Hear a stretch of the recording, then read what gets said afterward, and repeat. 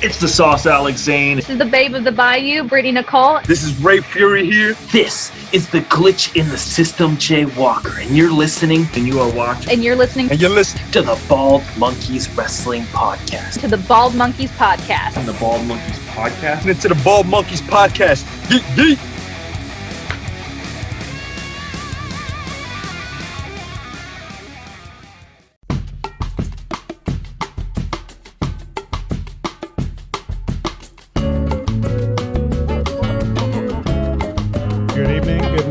Afternoon, whenever you're listening to this, welcome to the internet's most sophisticated wrestling podcast, discussing the weekly aspects of it all, right here on the Bald Monkeys Wrestling Podcast.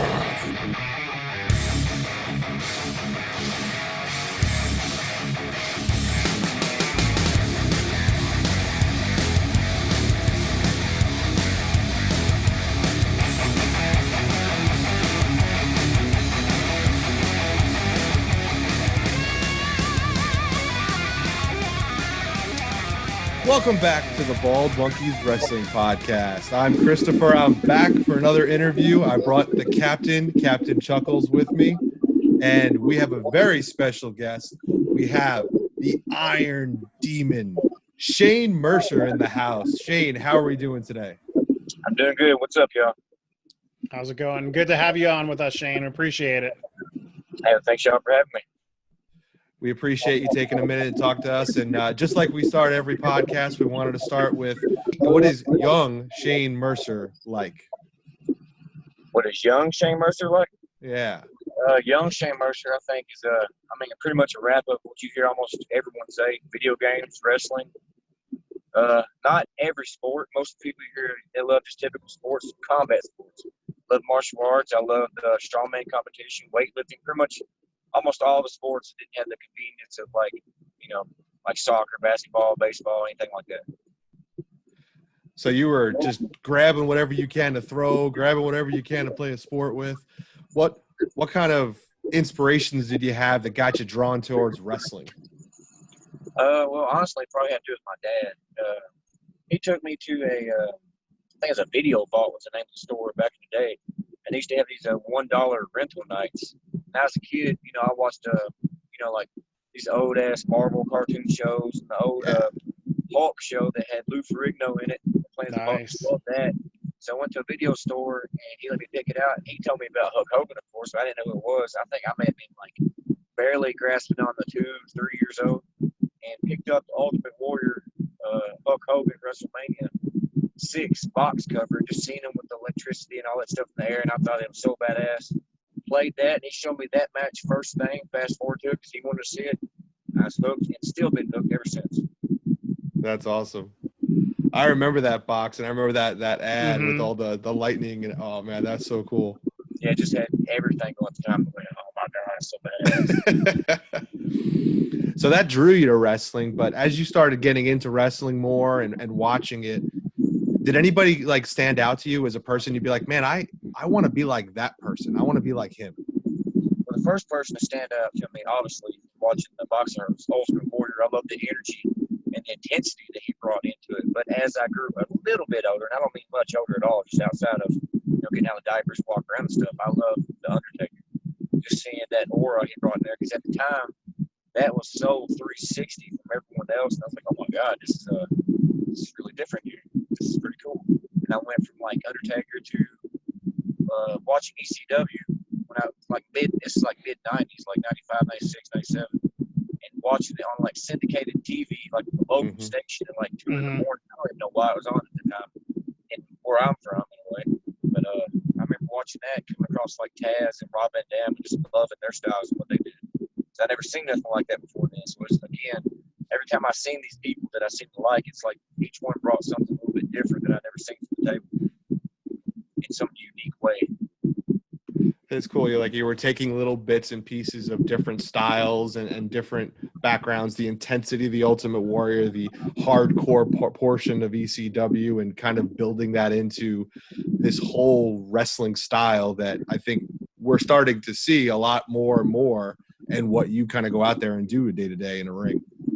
Yeah, I guess so. Because I mean, I always picked a decent cast, do a little bit of Rob Van Dam. Got to try to, never going to match it, of course, but love like the dark aura of the Undertaker. Try to have the intensity of Warrior. You know, it's, even if I'm not them, I don't want to mimic them. I want to be the first to be, of course. But having those energies is what drew me as a kid. That's something I always.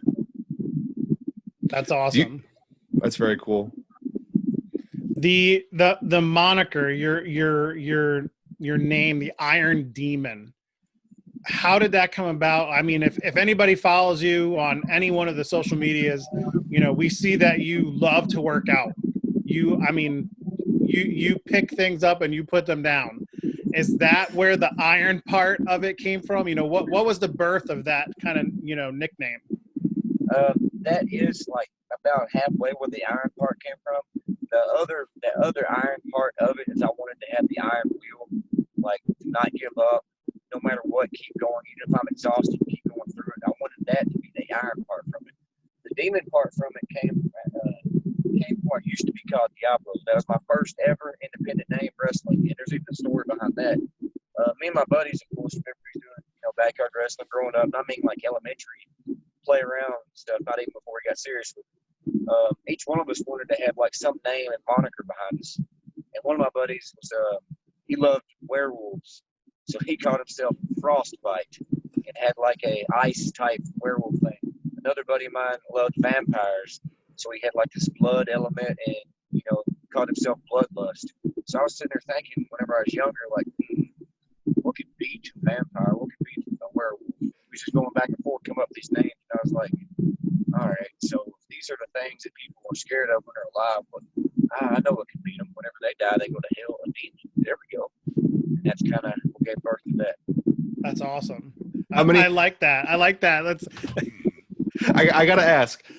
So playing video games as a young kid, or watching wrestling, how many times did you create yourself in the video game as the demon, or did your friends create themselves? Did you guys create all these characters in the games? Oh, all the time, always. We always had to create these versions of ourselves, but it was kind of weird because before I had the attire that I walk out with now, which I know a lot of people give me a slack about it, but I don't care. I still have stories about it. I used to kind of create that Neo Matrix look because I always thought it was so badass and seeing in the movies the coat swing in slow motion, and I love that coat. So I'd always create myself with something like that because, of course, coming from the Undertaker, having his coat, but I wanted to have my version, my style of it. And that's kind of what came in the video games at the time. I'd always create that in shades and, of course, the spiked red hair of mine. Then I'd have whatever else with it. You know, that was always the signature that I tried to keep and actually ended up having for real when I got over it. That's too cool. I had spiked red hair once, except it all ran away from the top of my head and went down to my beard. Hey, I can feel it though. Beards are the thing now. I love it. I mean, everyone always says you're just going bald. I said no. My body just said, you know what? You look much better with a beard than with hair on the top of your head. I feel it. So again, if you've anybody out there watching this, listening, if you heard anything about Shane, one instance kinda you might have heard of. So Summit, Illinois, and I know that you've talked about this before. Summit, Illinois, December 1st, you pick up an entire section of like probably 4-row bleachers. What? I mean, what? How did you even like kind of come up with? Yeah, I'm going to do that. A, and then B, how heavy were they? Honestly, I couldn't tell you because the weight was so weirdly distributed. More so, it wasn't hard on the weight wise. It was hard because it was just so damn long. So with the weight constantly, you know, like you see those pirate movies where on the it tips forward and backward. Yeah. So that was hard to find a center balance point of that. But weight wise wasn't the problem with it. The idea from it came. I was supposed to have a tag team match that night. And my partner, something happened with him. I don't even remember to be exact now why he couldn't make it. So it was just me defending my tag team titles by myself. And I was facing the Gymnasties. And I don't know if you know the Gymnasties or know much about them. They always have these crazy-ass antics about the stuff that they've done before. in like a comedic kind of way. So I was like, well, what can something I can do to match that, like, the Iron Demon way, but up their alley a little bit. We started floating ideas, going over stuff, and I was like, if I pick up these bleachers, and I think one of them was like, do it. And I was like, okay. And I think they still thought I was joking. I was like, no, I'm going to do it. And it's like, and what if you can't? And I was like, don't worry about that. Time comes. Now, did you try to pick them up beforehand, or it was just like, I'm going for it? Yeah, it was in the moment. Did not know if I could do it or not. We just went for it. That was one of the craziest things I've ever seen. I know a bunch of other people, even like on comments on different threads, everyone's like, yeah, we've seen ladders and tables and barbed wire and this and that, but a set of bleachers? Get out of here. Yeah, I still never capitalized on it. I want to eventually get just a shirt that has Shane Mercer on it, and it don't have nothing else. It just has a picture of bleachers just sitting there. That's it. Nothing else. Well, Christopher, right over here, I can set you up. A bit of a graphic designer, so we can get that going. All right, sounds good to me. So, Shane, you've been lucky enough to actually get back out there and wrestle. You've been able to do some shows now, and you guys just had a really great show in June. Had great results from it. I think everybody's still raving about how great GCW did and put that show on. You had a great match, had a fun match. Why don't you talk a little bit more about how that match was, what you put into that, and what did it feel like to get back into wrestling? Well, it felt good, man. It felt like a breath of fresh air to finally get out there. It's like I've been holding my breath all this time, all these months, just being normal, so to speak, I guess, somewhat. Because I never really lived a normal life anyway. I was always on the go, either weightlifting or doing something or trying to make money to get back in the ring and do it or traveling.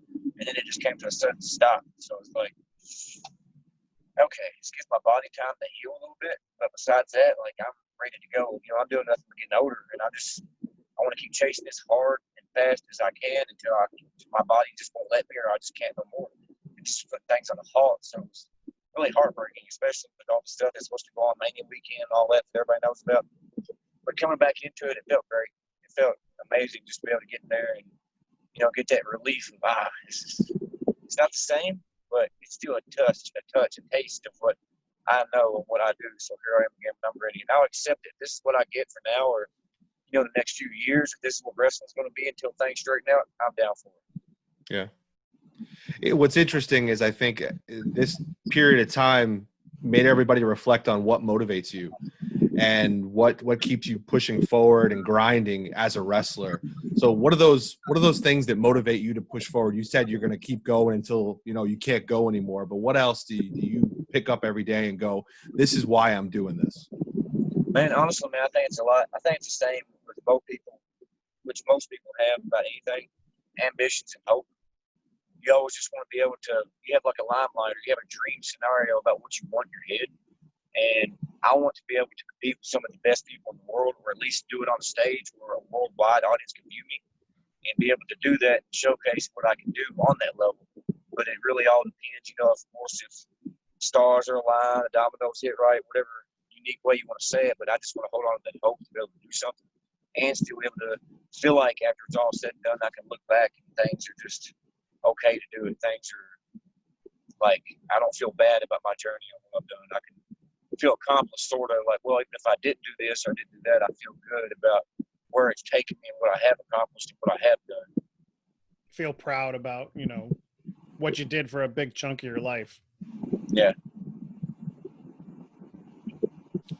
So as an independent wrestler, you guys are driving from place to place, on the road a bunch of the time. What do you have a funny story or a favorite story of something that happened, on the way to coming back from, a show, wherever it might have been? Let me see here. There's plenty of. That you're allowed to tell. Yeah, if you're allowed to tell. All right. There's I got plenty of random ass stories with our unique sense of humor. There's been a few times we've done some things you probably shouldn't have. That's stupid as hell, but you wrestlers together. That's usually the type of stuff that happens. A a bunch of us was just on energy drinks and just screaming and stuff after the show, acting, listening to music loud. I remember somebody, I think it was a guy named Nick Depp, dove from the front seat of the car into the back on top of all three of us as if he was doing some type of torpedo through the middle rope. I don't know why he just did that, but just jumps into the back seat, kicks the guy driving in the face, makes him steer 2 lanes over, and we're like, all right, chill out. We're good now. We're not dead, so we're okay. But there's that moment. There's another time I was with Sarah Logan and Madman Pondo back whenever that was the thing, and driving with them to a show. And we went to this truck stop and had to use the bathroom. Well, I go inside the stall and use the bathroom, and this door is like shimmy locked. I don't know what's wrong with it. Like the lock, the door just will not move. So I go to get to the bathroom and like crawl under the stall to use it.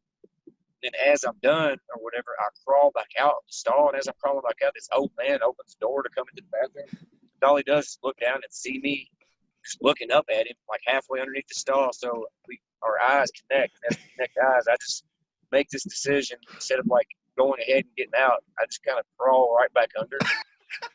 And then I just kind of wait until he goes away, and then I go out. But there's no telling what that old dude's just thinking, what the hell's going on at that moment. Was there a reason why it was like locked? Well, I don't know if some kids mess with it or something, but like the lock in between was like bent around the door, and the lock slides into. Yeah. No idea how the hell that happened. Didn't really. That's what. Why did you go back in? Why did you just go? Once I connected eyes with the dude, I was like, yeah, I'm going to get away from this. Kind of crawl back into my hole and wait this one out.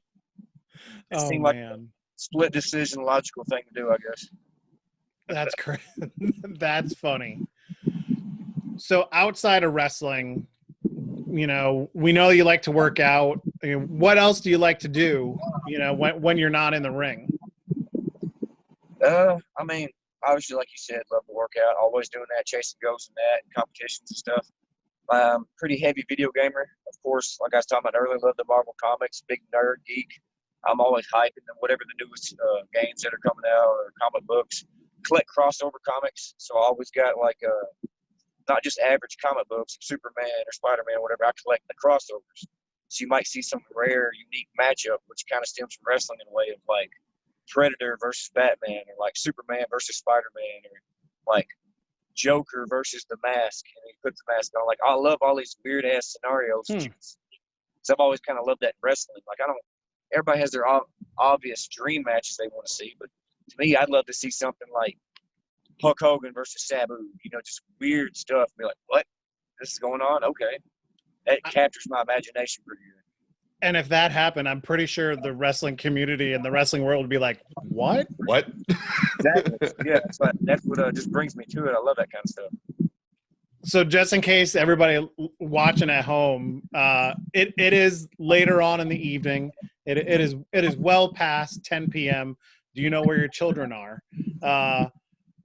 After this, Shane, just going with the whole motivation thing and the drive, he is going to be going to the gym right after he gets done talking to us. So again, that's that whole everything, all the different wrestlers that we've talked to, everybody just has that drive. Just keep going, keep going, keep going. And it's awesome. It's an awesome thing for, you know, young kids to see that if you have a dream, just keep going for it. And it's awesome. Man, the thing I've heard about it from a lot of guys that have made it, that they've told me, is they'll always get to the point where they feel like they want to quit or they can't do it no more. And then sometimes or around that time, for some reason, I guess things lined up. Usually that's when they get that call. It's weird. You hear a lot of the guys, like independent guys, and they'll get signed. Lately, it seems like WWE, for instance, you see guys like Kevin Owens, Daniel Bryan, they get hired after they've already been wrestling for like 14 years or something. And it seems to be a trend. Whenever you get your like wits in, then that's when things are there. But not up to me, I guess. Guess the world, how things go. The wrestling universe. Yeah. Oh, it's the moment. You got to be ready for it. I think that's another thing we talk about. It's, are you ready for when your moment comes? Because you don't know when it's going to come. But your job is to just be ready no matter when it comes. Always, 100%. So, So let's look at some favorites because we like to roll through a bunch of different favorites. And always we go through these interviews and people give us new favorite questions to ask. So I'm going to ask you a new one. What's your favorite video game? Favorite video game? Let me see here. I'd have to probably go with the God of War series. Probably the latest one right now. I'd probably go with that one. Or if I had to choose one ultimately all time, and I think about Witcher 3. The Witcher 3. There you go. What's the follow-up? What's the longest you've played one of those video games for in one span of time, like one sitting? Oh, one sitting? Man. Probably when I first got Skyrim years ago. That's probably like at least 18 hours. Oof. Right around 18 there. hours straight. Yeah, just straight. 18 hours. That's a lot of monsters. That beats me. I got PlayStation. I don't know. I think it was PlayStation 2, and it came with Jack and Daxter, and I was like, I don't want this stupid game, but I got it and I played it, and I loved it. I played it for like 12 hours I didn't even sleep, and then I had to go to work the next day, and I was like so dead tired. All right, so let's go to favorite music listen to and favorite music to go work out to. Oh, honestly, man, I have a close piece of my heart with Rob Zombie. Whenever I was like in 5th grade, they sent one of these things. I don't know if y'all remember it or not. Those little, they used to send these things in the mail where they'd be like, "Hey, buy one CD and you get like 10 free or whatever it is." BMG, Columbia House. Yep. Yeah. I was like in 5th grade. I didn't know shit about no one there, nothing. But I was like, hey, this guy looks cool. And it's a picture of Rob Zombie, of course, looking like a zombie, big X all over it and like red eyes. I was like, well, this looks badass. I think I'll get this. Then I got like some other random CDs. I think I got like South Park, the albums, random shit. There's some good songs on that album. And Well, then, you had to fill it out, right? You had to fill out all the different, like how many you had to get. So you had to get a certain amount to get the deal. So yeah, so I didn't know nothing about music though, but really, because I was, some people are, some didn't. I was just introducing it at the time. And I remember I got Small Soldiers, the album too, because I loved that song at the time, War, that they played. But I got the Rob Zombie album that came in the mail, and I remember listening to it from like first song to the end. And I was like, oh shit, this is dark. I dig it. This is cool. And it's just been stuck with me ever since. That's Nice. awesome. Now, is that just listening to, or if you're going to go lift right now, what music's going to be playing while you're lifting? Lately, I've been going on a Gojira kick whenever I lift. Whenever I'm Nice. Gojira. That's just Very cool. I love my new metal. My new metal's where it's at. All right, we got a bonding moment, Chuck. Here we go. Little metal bonding. I know. I love my heavy metal music. I love it. If I may, I recommend Battlecross. Battlecross? They're a band out of Detroit, Michigan. They're not new metal. They're a little heavier. They have some of the guttural vocals that they term, but definitely like high speed stuff, and it just keeps you pumped. I got introduced to not long ago. I don't know if it's Mongolian or Indian or whatever it is, but the Who. You heard of them? They're very weird. Yeah, that's one way to put it. Yeah, they're out there. So Shane, as a wrestler, you're doing a lot of traveling. You're going around to different cities. What's been your favorite place to wrestle in? Favorite? Honestly, man, I loved it in Cali. Going up to California. There in New York, just going up there and seeing the big sights, because I live in a small little country town, ain't nothing going on here. So getting to go out and see sights anywhere, something different environment, different zones, buildings, I love it. So I'd probably say the energy of New York, California, just because the fans there too are hype. Especially where he's at, just loved it there. Cool. Now, what those favorite cities that you're wrestling in? What's been your favorite opponent you've had a match with so far? Favorite opponent. Well, somebody I've traveled up and down the roads with everywhere is probably Isaiah and Congo Kong. Kind of built like a wrestling marriage, per se. We've wrestled probably 14, 15 different states, and we click very well. But I like the dynamic that like me and Congo Kong will bring a lot of times, because we always have that. He's one of the bigger guys, wrestling. Of course, we always work in with me doing the strength power game so much and so well, and we don't even have to talk. We go out there and just have a match, and I feel like it always turned out great. Yeah, I've seen some of those, and you guys have really tore the house down with some of those matches. Just the power that you both bring to the ring, and honestly, your athleticism, because it's amazing some of the things you can do, and everyone needs to go out and see some of Shane's athleticism, his finishing move, just the ability to do some of the stuff at his size is very impressive. We're very impressed with what we've seen. Thank you. Well, I'm going to follow up that, and I'm going to trick the favorites question into another one. I want your favorite small guy that you've ever wrestled, because I've loved some of the wrestling matches you've had with some of the smaller guys, some of the more athletic guys. Who's been your favorite guy to work in the ring that's a smaller guy? Honestly, probably the recent one, Logan Stunt. Me and him had a dynamic together, and he does not give a shit, and that works well with my style of like the complete opposite spectrum, so it's good. It works out great. Well, it's interesting because you mentioned The Undertaker, and The Undertaker made a really good career out of wrestling some smaller guys and having some incredible matches. You put Shawn Michaels out there. You know, he wasn't a very tiny guy, but just that meshing of the big power guy and the athleticism of a smaller guy, I see that in some of the matches you've had with some of these athletic guys, and it's I think it meshes, and it's chemistry, and that's what we're looking for. We're looking for when there's chemistry in the ring and rhythm, and you're able to show that when you have those matches. It's also fun to see a big dude just kind of toss around a small guy too. Sometimes. All right, one more, and I'll pass it over for the ultimate question.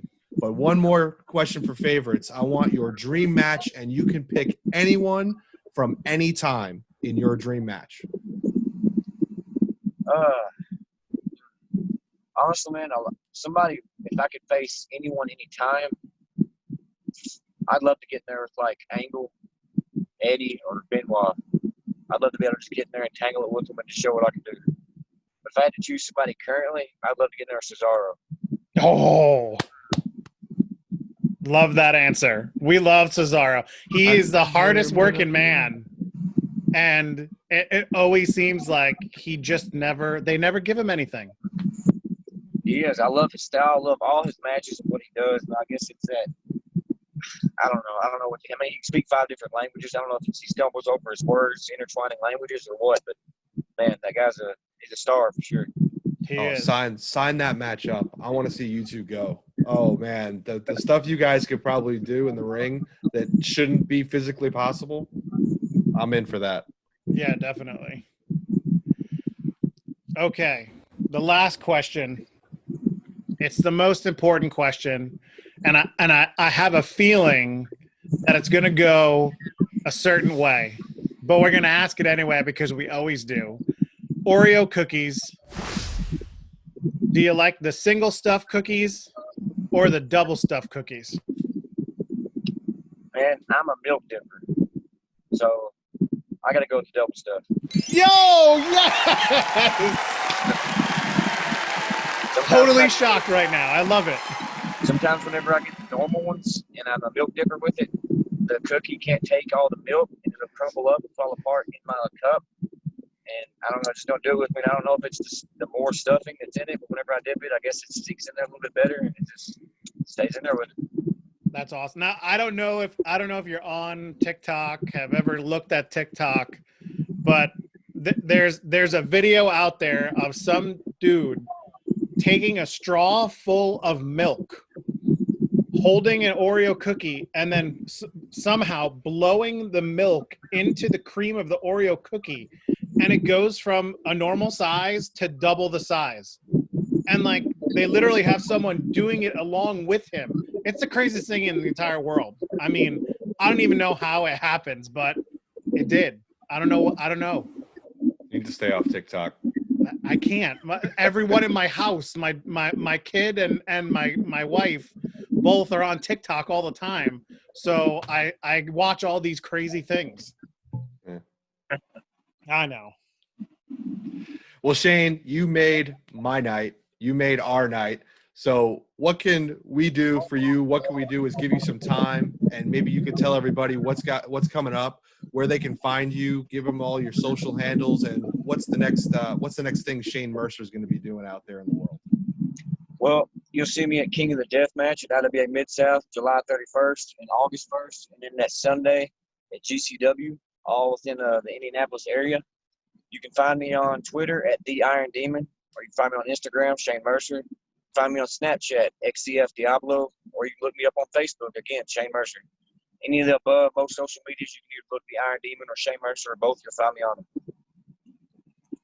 Awesome. And we'll make sure we have all those things at the end. Chuck's going to do a nice little voiceover. You can go find Shane, go click on him, go find him. And I'm sure he'll be out there suplexing little guys, muscling up big guys, and really beating up everybody. Throwing people in. The 31st will be me and it'll be me and Nick Gage for the first time ever, 1-on-1. Oh, that's gonna be a good match. Be a little bloody, a little bit. just a tad. Now, do you like getting into those really hardcore matches? I just like showing people like sides of me that they don't think I can do. Because most people think it's just like, just, oh, big guy, strong, you got to throw. I'm gonna put everything in there from what I've done growing up to now to show a little bit of pieces of what I can do in there. Actually, it's just another side of that, I guess. That's great, and it's like all those little things of all the wrestlers that you liked as a kid. You can see all those things when you're in the ring, and it's just awesome when a wrestler has a talent to put all that stuff together and come out with an amazing product. So kudos to you, Shane, for awesome matches. And again, people out there, go check him out. Go check out the Iron Demon, watch his matches, and hopefully soon things will start opening up a little bit more and be able to get out a little bit more, and we'll be able to see you. Get back to the normal. Yes, exactly. Definitely. Well, Shane, thanks for joining us. And everybody at home, thanks for joining the Bald Monkeys podcast. Go ahead and go click like. Go ahead and click subscribe. Go ahead and check out all our other interviews. Go check us out on WrestleJoy.com, of course, where you're going to find only joyous wrestling content. So thanks again. We'll talk to you again next time. Shane, we really appreciate it. Thank you, man. Thank you for having me. I appreciate it. Thank you. You can find Shane Mercer on Twitter at The Iron Demon. He's on Instagram and Facebook. Just search for Shane Mercer. You can also follow him and subscribe on YouTube. Search for xcfdiablo. Don't forget to follow us on Twitter, Facebook, and Instagram at The Bald Monkeys. You can also catch our interviews on WrestleJoy.com. Watch any of our other interviews or our roundtable podcasts at YouTube. Just search for The Bald Monkeys. And listen to the Bald Monkeys podcast on Apple iTunes, Podbean, Spotify, or wherever you get your podcasts from.